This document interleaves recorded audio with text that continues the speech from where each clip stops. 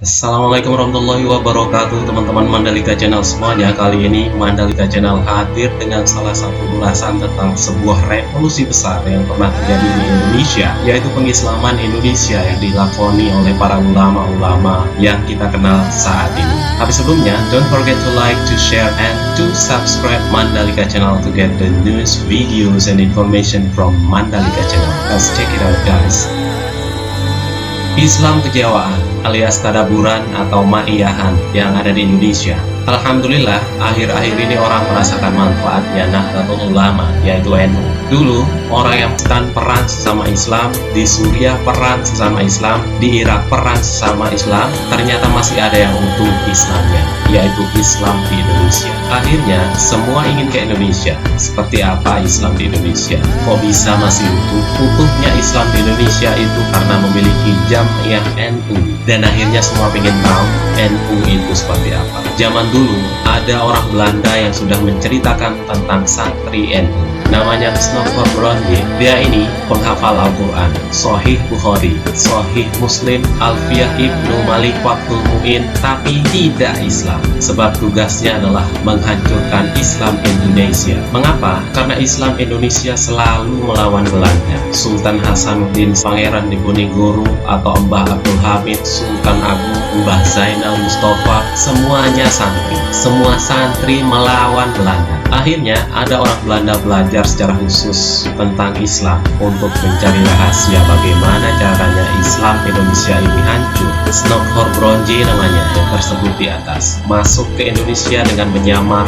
namanya Syekh Abdul Ghaffar. Dia belajar Islam, menghafalkan Al-Quran dan hadis di Arab, dan akhirnya paham betul tentang Islam. Tapi begitu ke Indonesia, Snokor Bronje bingung mencari Islam dengan wajah Islam, ternyata tidak ketemu. Ternyata Islam yang dibayangkan dan dipelajari Snokor Bronje itu tidak dia temukan di Indonesia. Mencari Allah di Indonesia tidak ketemu. Ketemunya malah Pangeran dan Gusti. Nama yang ditemukan yaitu Pangeran Diponegoro dan Gusti Kanjeng. Mencari istilah sholat tidak ketemu juga. Ketemunya malah sembahyang. Mencari Syekhun Ustaz lagi yaitu Van der Plas. Ia menyamar dengan nama Syekh Abdul Rahman. Mereka memulai dengan belajar bahasa Jawa. Karena ketika masuk Indonesia, mereka belum bisa ngomong Jawa, hanya bisa bahasa Indonesia dan Melayu. Begitu belajar bahasa Jawa, mereka bingung dan stres. Orang Indonesia makanannya nasi. Snokor Bronje dan Van der Plas hanya tahu bahasa beras itu rice dalam bahasa Inggris dan arus dalam bahasa Arabnya. Yang disebut-sebut terus atau rice oleh Snokor Bronje, kalau di Indonesia itu berbeda-beda. Ketika di sawah namanya pari atau padi. Begitu padi dipanen namanya ulet-ulet. Begitu ditutup, ditumbuk, digiling dinamai gabah. Begitu dibuka kulitnya namanya beras. Begitu dimasak namanya nasi. Begitu rus dan rice dibungkus daun pisang namanya lontong. Begitu dibungkus janur kuning namanya ketupat. Ketika diaduk kemudian hancur dan lembut dinamai bubur. Semua nama-nama berbeda itu masih disebut rus atau rice oleh Snokor Bronje. Inilah bangsa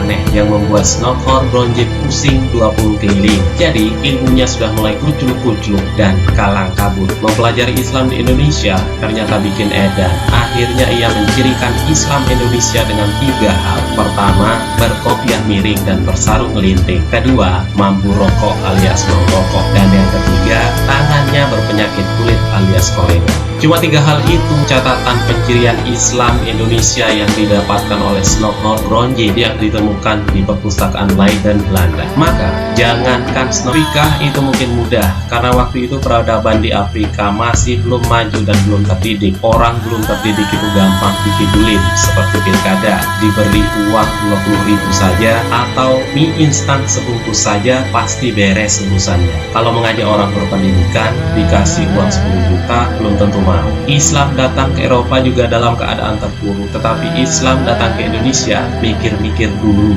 karena bangsa di Nusantara ini sedang kuat-kuatnya pada saat itu. Bangsa kita sekalian ini bukan bangsa kecoa. Ini karena pada saat itu sedang ada dalam kekuasaan negara terkuat yang menguasai 2/3 dunia, namanya Majapahit. Majapahit ini bukan negara sembarangan. Universitas terbesar di dunia ada di Majapahit, namanya Nalanda. Hukum politik terbaik dunia yang menjadi rujukan adanya di Indonesia. Waktu itu ada di Jawa. Kitabnya bernama Negara Kertagama. Hukum sosial terbaik ada di Jawa, namanya Sutasoma. Bangsa ini tidak bisa ditipu karena orangnya pintar-pintar dan kaya raya. Cerita tentang surga di Jawa itu tidak laku. Surga itu dalam penggambaran Al-Quran, tajri min tahtihal anhar, airnya mengalir seperti kali. Kata orang di Jawa, cari air kok sampai surga. Di sini itu sawah semuanya banjir air. Artinya pasti bukan itu yang diceritakan para ulama penyebar Islam. Cerita tentang surga yang buahnya banyak juga tidak akan laku karena di Jawa juga banyak buah. Artinya dakwah di Jawa tidak mudah. Diceritakan tentang Allah, orang Jawa sudah punya Sang Hyang Widi. Diceritakan tentang Ka'bah, orang Jawa juga sudah punya stupa yang sama-sama batu dan tengahnya sama-sama berlubang. Dijelaskan tentang tubuh Jabal Rahmah, orang Jawa juga punya Lingga Yoni. Sudah lengkap kan? Jika Islam datang membawa harta benda, orang Jawa juga tidak doyan. Kenapa? Orang Jawa pada waktu itu beragama Hindu. Hindu itu berprinsip yang boleh bicara agama adalah orang Brahmana, kasta yang sudah tidak lagi membicarakan dunia. Di bawah Brahmana ada kasta ksatria, sekelas gubernur atau bupati saat ini. Ini juga tidak boleh bicara agama karena masih ngurusin dunia. Di bawah ksatria ada kasta waisya, sekelas pegawai negeri kalau zaman sekarang. Ini juga tidak boleh bicara agama. Di bawah itu ada petani, pedagang, dan saudagar. Ini kastanya sudra. Kasta ini juga tidak boleh bicara agama. Jadi, kalau ada orang yang cerita Islam dibawa oleh para saudagar, nggak masuk di akal. Secara teori ilmu pengetahuan ditolak karena saudagar itu sudra dan sudra itu tidak boleh bicara soal agama. Di bawahnya lagi ada kasta paria yang hidup dengan meminta-minta alias mengemis. Di bawah paria ada pencopet, namanya kasta tuca. Di bawah tuca ada maling, pencuri, namanya kasta meleca. Di bawahnya lagi ada begal, perampok, yang namanya kasta candala. Anak-anak muda NU harus tahu tentang itu. Itu semua nantinya terkait dengan Nahdlatul Ulama. Akhirnya, para ulama kepingin atas tempat begitu bagusnya ini coba diislamkan. Ulama-ulama dikirim ke Jawa. Namun mereka menghadapi masalah karena orang-orang di tempat ini mau memakan manusia. Namanya aliran Birawa, munculnya dari Shiva. Mengapa ganti Shiva? Karena Hindu Brahma bermasalah. Hindu Brahma orang Jawa juga bisa melakukan, tetapi matinya sangat sulit. Sebab orang Brahma matinya harus moksa. Untuk moksa harus melakukan upawasa. Upawasa itu tidak makan, tidak minum, tidak ngumpulin istri, kemudian badannya menyusut menjadi kecil dan menghilang. Kadang ada yang sudah menyusut menjadi kecil, tetapi tidak bisa hilang. Gagal moksa namanya. Karena mereka teringat harta bendanya, dan itu menjadi sebab gagal moksanya. Dan akhirnya menjadi jenglot atau batara karang. Jika kita menemukan jenglot ini, jangan dijual mahal karena ini adalah produk gagal moksa. Pada akhirnya ada yang mencari ilmu yang lebih mudah, namanya ilmu merogoh sukmo. Supaya bisa mendapat ilmu ini, mencari ajar dari kali. Kali itu dari Durga. Durga itu dari Shiva, mengajarkan pancamakara. Supaya bisa ngerogoh sukmo, semua syahwat badan dikenyangi. Laki-laki perempuan melingkar telanjang, menghadap arak dan ingkung daging manusia. Supaya syahwat bawah perut tenang dikenyangi dengan seks bebas. Sisa-sisanya sekarang bisa ditemukan di Gunung Kemukus. Supaya perut tenang, makan tumpeng. Supaya tidak banyak pikiran, minum arak. Agar ketika sukma keluar dari badan, badan tidak bergerak, daging manusia dimakan. Maka jangan heran kalau muncul orang-orang semacam Sumanto. Ketika sudah bisa ngerogoh sukmo, ketika sukmanya pergi diajak mencuri, namanya ngepet. Sukmanya pergi diajak membunuh manusia, namanya santet. Ketika sukmanya diajak pergi diajak mencintai wanita, namanya pelet. Maka kemudian di Jawa tumbuh ilmu santet, pelet, dan ngepet. Ada 1.500 ulama yang dipimpin Sayyid Aliuddin habis diingkung oleh orang Jawa pengamal Ngerogo Sukmo. Untuk menghindari pembunuhan lagi, maka Khalifah Turki Utsmani mengirim kembali tentara ulama dari Iran yang tidak bisa dimakan oleh orang Jawa. Nama ulama itu Sayyid Syamsuddin Al-Baqir Al-Farisi. Karena lidah orang Jawa sulit menyebutnya, kemudian di Jawa terkenal dengan sebutan Syekh Subakir. Di Jawa ini diduduki bala tentara Syekh Subakir, kemudian mereka diusir. Ada yang lari ke pantai selatan, Karangbolong, Sradil, Cicala, Pelabuhan Ratu, dan Banten. Dinamai Banten diambil dari bahasa Sanskerta yang artinya tumbal. Yang lari ke timur, naik Gunung Lawu, Gunung Kawi, Alas Purwo Banyuwangi, Belambangan. Di sana mereka dipimpin Menak Sembuyu dan Bajul Sengoro. Karena Syekh Subakir sepuh, maka pasukannya dilanjutkan kedua muridnya, namanya Mbah Ishaq alias Maulana Ishaq dan Mbah Ibrahim alias Ibrahim Asmakondi. Mereka melanjutkan pengejaran. Menak Sembuyu menyerah. Anak perempuannya bernama Dewi Skardadu dinikahi Mbah Ishaq, melahirkan Raden Ainul Yakin Sunan Giri yang dimakamkan di Gresik. Sebagian lari ke Bali, sebagian juga lari ke Kediri menyembah patung Totok Kerot dan di Uber Sunan Bonang hingga akhirnya menyerah. Setelah menyerah, melingkarnya tetap dibiarkan, tetapi tak boleh telanjang. Araknya ilallah. Maka di Jawa punya ada tumpengan. Kalau ada orang banyak komentar membid'ahkan, ceritakanlah. Khusus mengajar ngaji, namanya Sayyid Jamaluddin Al-Husaini Al-Kabir, mendarat di Semarang dan menetap di daerah Merapi. Karena orang Jawa sulit mengucapkan, mereka menyebutnya Syekh Jumadil Kubro. Di sana dia punya murid namanya Syamsuddin bin Hidayatullah Sunan Gunung Jati. Inilah yang bertugas mengislamkan Pajajaran. Maka kemudian ada Rara Santang, Kian Santang, dan Walang Sungsang yang kita dengar ceritanya sampai hari ini. Nah, Syekh Jumadil Kubro punya putra bernama Maulana Ishaq dan Ibrahim Asmarokondi, bapaknya Wali Songo. Mbah Ishaq melahirkan Sunan Giri. Mbah Ibrahim punya anak namanya Sunan Ampel. Inilah yang bertugas mengislamkan Majapahit. Mengislamkan Majapahit itu tidak mudah. Majapahit orangnya pintar-pintar. Majapahit Hindu, sedangkan Sunan Ampel adalah Islam. Ibarat sawah yang harusnya ditanami padi, kok malah ditanami pisang. Jaka sempung pakai gopro, nggak nyambung bro. Sunan Ampel pun berpikir bagaimana caranya. Akhirnya beliau mendapat petunjuk ayat Al-Quran dalam surat Al-Fat. Mathaluhum fit Taurat wa mathaluhum fil Injil katar in akhraja sab'ahu fa'adharahu fastaghlaza fastawa ala suqihi yujibu zuhra liyaghiza bihimul kufar. Yang artinya,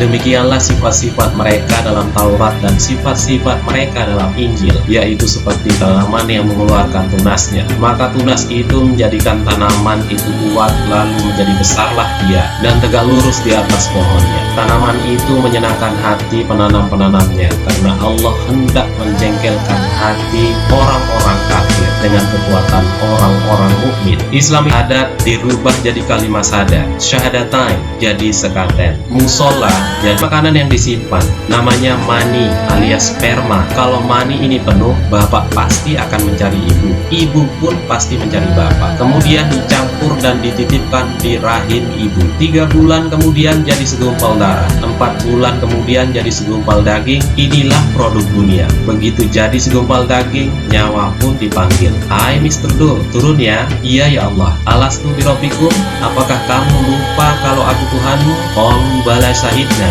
Iya ya Allah, saya jadi saksimu, jawab sang nyawa pada si Dul. Fafur ruh, maka ditiupkanlah ruh itu ke daging, maka daging itu menjadi hidup. Kalau tidak ditiupkan nyawa, daging itu tidak hidup. Kemudian setelah 9 bulan, ruh itu keluar dengan bungkusnya berbentuk jasad. Adapun jasadnya sesuai dengan orang tuanya. Kalau orang tuanya pesek, anaknya ya pasti pesek. Orang tuanya hidungnya mancung, anaknya juga ya pasti mancung. Kalau orang tuanya ganteng dan cantik, lahirnya cantik dan ganteng. Itu disebut kempang mocopat. Orang hidup harus membaca perkara 4. Keempat itu adalah teman nyawa yang menyertai manusia ke dunia, ada di dalam jasad. Nyawa itu ditemani 4. 2 adalah iblis yang bertugas menyesatkan, dan 2 lagi adalah malaikat yang bertugas menahan untuk tidak sesat, jin korin dan jin hafal. muhafazah. Itu oleh Sunan Ampel disebut dulur papat limo pancer. Maka pancer ini kalau mau butuh apa-apa bisa memakai dulur tengan, teman kanan,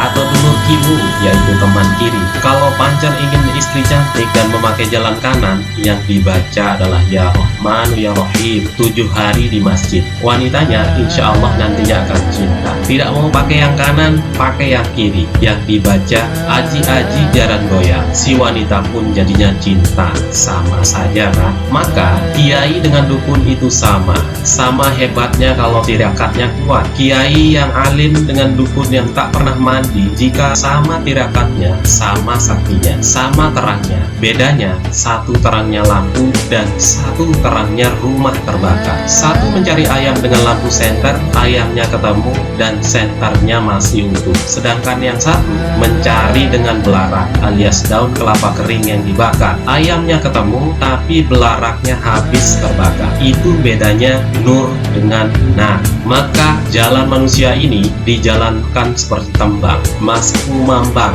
kemambangi nyowo medun ngalam duyo, sabut ngabati, mitoni. Ini rohaninya, jasmaninya. Maka menurut NU ada ngapati, mitoni, karena itu turunnya nyawa. Setelah Mas kumambang, manusia mengalami tembang mijil. Bakal mijil yaitu lahir laki-laki dan perempuan. Kalau lahir laki-laki, akikahnya kambing 2. Kalau lahir perempuan, akikahnya kambing 1. Setelah mijil, tembangnya kinanti. Anak-anak kecil itu bekalilah dengan agama, dengan akhlak. Tidak mau ngaji, pukul wae, masukkan ke TPQ atau yang lainnya. Anak kinanti ini waktunya sekolah dan ngaji, dibekali dengan agama, akhlak. Kalau tidak, nanti keburu masuk tembang sino, bakal menjadi anak muda atau cah enom, sudah mulai andel. Apalagi setelah sino, tembangnya asmorodono, mulai jatuh cinta. Tai kucing serasa coklat, susah banget dinasihati. Setelah itu manusia disusul tembang gambu, laki-laki dan perempuan bakal membangun rumah tangga alias menikah. Setelah gambu adalah tembang dandang gula, merasakan manis dan pahitnya kehidupan. Setelah dandang gula, menurut Mbah Sunan Ampel, manusia mengalami tambang durma. Tembang durma itu dharma bakti, hidupmu itu apa saja. Kalau pohon mangga berbuah, bisa untuk makanan kelelawar. Kalau pisang berbuah, bisa untuk makanan burung. Nah, buahmu itu apa? Hartamu mana? Ilmumu mana yang didharma baktikan untuk orang lain? Khairun nas anfa'uhum linnas. Sebaik-baik manusia adalah yang bermanfaat untuk manusia lainnya. Sebab kalau sudah didurma tapi tidak dharma bakti, kesusul tembang angkur. Anak manusia yang sudah memunggungi dunia, giginya sudah copot, kakinya sudah lindu. Ini harus sudah masuk masjid. Kalau tidak segera masuk masjid, kesusul tembang megatruh, megat, memutus raga beserta sukmanya, alias dead atau mati. Terakhir sekali, tembangnya pucung. Nah, kalau Hindu reinkarnasi, kalau Islam pucung, manusia dipocong. Sluku-sluku batok dimasukkan pintu kecil. Makanya orang tua dalam Jawa dinamai buyut, yang maksudnya siap-siap melebu, lawang ciut, siap-siap masuk pintu kecil. Adakah yang mengajar sebaik itu di dunia? Kalau sudah masuk pintu kecil, ditanya malaikat Munkar dan Nakir. Akhirnya yang satu reinkarnasi dan yang satu buyut ditanya, "Mana buka?" Dijawab, "Allah." Ingin disiksa malaikat Munkar Nakir karena tidak bisa mengucapkan Allah. Ketika ingin disiksa, malaikat rakib buru-buru menghentikan. Jangan disiksa, ini lidah Jawa, tidak punya alif bata, punyanya hana caraka. Apa sudah mengaji? Tanya Munkar Nakir. Sudah, ini ada catatannya. NU juga ikut, namun belum bisa, sudah meninggal ternyata. Ya sudah, meninggalnya orang yang sedang belajar mengaji, meninggal yang dimaafkan oleh Allah Subhanahu wa ta'ala. Maka seperti itu belajar. Kalau tidak mau belajar, ditanya marrobuka, menjawabnya apa? Langsung dipukul kepalanya, dicanggah lehernya oleh malaikat, kemudian jadi wereng. Takut melihat akhirat, masukkan ke neraka, diudeklah oleh malaikat, dan lain-lainnya. Ujur mumur seperti gedebok bosok. Maka pangkat manusia menurut Sunan Ampel, anak, bapak, simbah, mbah buyut, canggah orang, udek-udek, gantung siwur, tarangan botol, gedebok bosok. Loh, dipikir ini ajaran Hindu. Kalau seperti ini ada yang bilang ajaran Hindu, tabok saya saja mulutnya. Begitu tembang ini jadi, Mbah Bonang mikir, masa nyanyian tidak ada musiknya? Maka dibuatkanlah gamelan yang bunyinya slendro pelok, nang ning nang nong. Hidup itu ya di sini ya di sana. Kalau pingin akhiran baik, naik ke endang-endang, endang-endang gung, endang balik ke Sang Hyang Agung. Fafirullah, kembalilah kepada Allah. Orang sini kadang tidak paham kalau itu buatan Sunan Bonang. Maka kemudian oleh Kanjeng Sunan Kalijaga dibuatkan tumpeng bakso lewat, hatinya pun bocor. Protes imamnya membaca surat kepanjangan. Nah, ini ditambal oleh para wali. Setelah sholat diajak zikir Nabi. Orang sini tidak kenal Nabi karena Nabi ada di jauh sana. Kenalnya malah Gatot Kaca. Maka pelan-pelan dikenalkan Nabi. Orang Jawa yang tak bisa bahasa Arab dikenalkan dengan syair Kanjeng Nabi. Maka Gus Dur melantunkan sholawat memakai lagu dangdut. Astaghfirullah wabbal baroya, astaghfirullah minal khotoya. Ini lagunya Ida Laila. Tuhan pengasih lagi maha penyayang, tak pilih kasih tak pandang sayang. Sistem pembelajaran seperti inilah yang dilakukan oleh para wali. Akhirnya orang Jawa mulai paham. Di Bandang orang Sulawesi belajar ke Jawa kepada Sunan Ampel dan pulang ke Sulawesi menyebarkan Islam di Gunung Bawakaraeng. Menjadilah cikal bakal Islam di Sulawesi. Berdirilah kerajaan-kerajaan Islam di penjuru Sulawesi. Khatib Dayan belajar Islam kepada Sunan Bonang dan Sunan Kalijaga. Ketika kembali ke Kalimantan, mendirikan kerajaan-kerajaan Islam di Kalimantan. Aryo Damar atau Aryo Abdillah ke Semenanjung Sumatera bagian selatan menyebarkan dan mendirikan kerajaan-kerajaan di Sumatera. Kemudian Londo alias Belanda datang. Mereka semua, seluruh kerajaan yang dulu dari Jawa bersatu melawan Belanda. Ketika Belanda pergi, bersepakat dalam Negara Kesatuan Republik Indonesia. Maka kawasan di Indonesia disebut wilayah, artinya tinggalan para wali. Jadi jika Anda meneruskan agamanya, jangan lupa kita ditinggali wilayah. Inilah Nahdlatul Ulama, baik agama maupun wilayah adalah satu kesatuan. NKRI harga mati. Maka di mana di dunia ini yang menyebut daerahnya dengan nama wilayah, di dunia tidak ada yang bisa mengambil istilah kullukum ra'in wa kullukum mas'ulun ar-ra'iyati, bahwa Rasulullah mengajarkan hidup di dunia dalam kekuasaan itu ada sesuatu yang dipertanggungjawabkan, dan yang bertanggung jawab dan dipertanggungjawabkan disebut ro'yah. Hanya Indonesia yang menyebut penduduknya dengan sebutan ro'yah atau rakyat. Begini kok banyak yang bilang tidak Islam. Nah, sistem perjuangan seperti ini diteruskan oleh para ulama Indonesia. Orang-orang yang meneruskan sistem para wali ini zahiran wa batinan akhirnya mendirikan sebuah organisasi yang dikenal dengan nama Jam'iyah Nahdlatul Ulama. Kenapa namanya Nahdlatul Ulama dan kenapa yang menyelamatkan Indonesia kok Nahdlatul Ulama? Nama inilah yang menyelamatkan. Sebab dengan nama Nahdlatul Ulama orang jadi tahu kedudukannya, bahwa kita hari ini kedudukannya hanya muridnya ulama. Meski nama ini tidak gagah seperti nama organisasi lainnya, tapi Nahdlatul Ulama ini yang menyelamatkan. Sebab kedudukan kita hari ini hanya muridnya ulama. Yang membawa Islam itu Kanjeng Nabi. Murid Nabi namanya sahabat, murid sahabat namanya tabi'in. Tabi'in bukan ashabus sahabat, tetapi tabi'in maknanya pengikut. Murid tabi'in namanya tabi'in, pengikutnya pengikut. Muridnya tabi'in namanya tabi'in, pengikutnya pengikut. Lah kalau kita semua ini namanya apa? Kita muridnya Kiai Haji Hasyim Asy'ari. Lah Kiai Haji Hasyim Asy'ari hanya muridnya Kiai Asy'ari. Kiai Asy'ari mengikuti gurunya namanya Kiai Utsman. Kiai Utsman mengikuti gurunya namanya Kiai Khairan Purwodadi alias Mbah Gareng. Kiai Khairan murid Kiai Abdul Halim Boyolali. Mbah Abdul Halim murid Kiai Abdul Wahid. Mbah Abdul Wahid itu muridnya Mbah Sufyan. Sampai seterusnya. Sayyid Muhammad Bakir hanya muridnya Sayyid Zainal Abidin. Murid Sayyidina Hasan Hussein, muridnya Sayyidina Ali Karamallahu wajhah. Nah, inilah yang baru muridnya Rasulullah SAW. Kalau begini, nama kita apa? Namanya ya tabi'in sampai sampai seterusnya yang panjang sekali. Maka cara mengajarkannya juga tidak sama. Inilah yang harus difahami. Rasulullah, muridnya bernama Sahabat, tidak diajari menulis Al-Quran. Maka tidak ada mushaf Al-Quran di zaman Rasulullah dan para sahabat. Tetapi ketika sahabat ditinggal wafat Rasulullah, mereka menulis Al-Quran. Untuk siapa? Untuk para tabi'in yang tidak bertemu Al-Quran. Maka ditulislah Al-Quran di zaman Sayyidina Umar dan Sayyidina Utsman. Tetapi begitu para sahabat wafat, tabi'in harus mengajari di bawahnya. Mushaf Al-Quran yang ditulis sahabat terlalu tinggi, hurufnya rumit, tidak bisa dibaca. Maka pada tahun 65 Hijriah diberi tanda titik oleh Imam Abu Al-Aswad Ad-Du'ali agar supaya bisa dibaca. Tabi'in wafat, tabi'in mengajarkan yang di bawahnya. Titik tidak cukup, kemudian diberi harokat oleh Syekh Khalil bin Ahmad Al-Farahidi,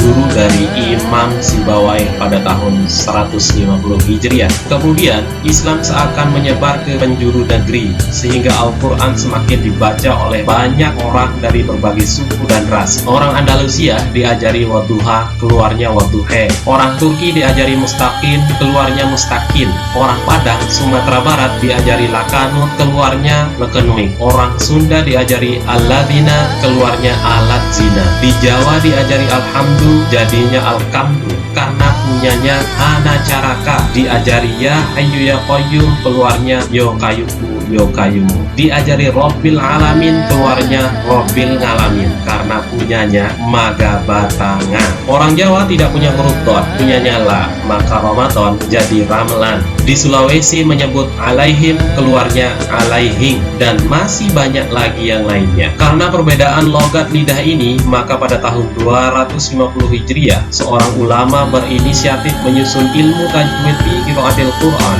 Namanya Abu Ubaid bin Qasim bin Salam. Ini yang kadang orang tidak paham pangkat dan tingkatan kita, makanya tidak usah pada ribut. Murid ulama itu beda dengan murid Rasulullah. Murid Rasulullah ketika mereka zikir itu diam, hatinya online, langsung kepada Allah Subhanahu wa Ta'ala. Kalau kita semua zikir dan diam, malah ujungnya jadi tidur nantinya. Maka di sini, di Nusantara ini jangan heran, ibadah haji kalau orang Arab langsung lari ke Ka'bah. Muridnya ulama dibangunkan Ka'bah palsu di alun-alun dari triplek atau kardus, namanya manasik haji. Ketika hendak berangkat haji, diantar orang sekampung. Ini sudah muridnya ulama. Inilah yang dipelajari orang sekarang. Kenapa Islam di Indonesia Nahdlatul Ulama selamat? Sebab mengajari manusia sesuai dengan hukum pelajarannya ulama. Orang di sini ketika disuruh membaca Al-Quran, tidak semua dapat membaca Al-Quran. Maka diadakan semaan Al-Quran. Mulut tidak bisa membaca, mata tidak bisa membaca, tetapi telinga bisa mendengarkan lantunan Al-Quran. Begitu dihisap, mulutnya kosong, matanya kosong, di telinga ada Al-Quran. Maka, jika bukan orang Indonesia, takkan mengerti Islam Indonesia. Mereka tidak paham. Oleh karena seakan-akan para ulama dulu tidak serius dalam menanam. Syahadatain jadi sekaten, kalimat syahadat jadi kalimosodo, ya hayyu ya qayyum jadi yo kayuku yo kayumu. Ini yang membuat ulama dahulu terkesan tidak amin, ibarat pedagang seperti pengecer. Tetapi 500 tahun kemudian tumbuh subur menjadi Islam Indonesia. Jemaah haji terbanyak dari Indonesia, orang sholat terbanyak dari Indonesia, orang membaca Al-Quran terbanyak dari Indonesia juga. Jamiah Nahdlatul Ulama lah yang menjadi mastermind semua keluar biasaan ini. Maka Nahdlatul Ulama hari ini menjadi organisasi terbesar di dunia. Dari Muktamar Makassar, jamaahnya sekitar 80 juta, sekarang di kisaran 120 juta. Kita tidak pernah melupakan urutan-urutan. Karena itu, cara Nahdlatul Ulama agar tidak keliru dalam mengikuti ajaran Rasulullah Muhammad Sallallahu Alaihi Wasallam. Nah, teman-teman semuanya, demikianlah ulasan singkat tentang sebuah revolusi besar yang pernah terjadi di Indonesia, khususnya di Pulau Jawa. Semoga ulasan singkat ini bisa bermanfaat buat kita semuanya, khususnya para nahdiyin yang ada di seluruh Nusantara dan di penjuru dunia. Dan sekali lagi, don't forget to like, to share, and to subscribe Mandalika Channel to get the newest video and information from Mandalika Channel. Wallahul muwaffiq ila aqwamit thoriq. Wassalamualaikum warahmatullahi wabarakatuh.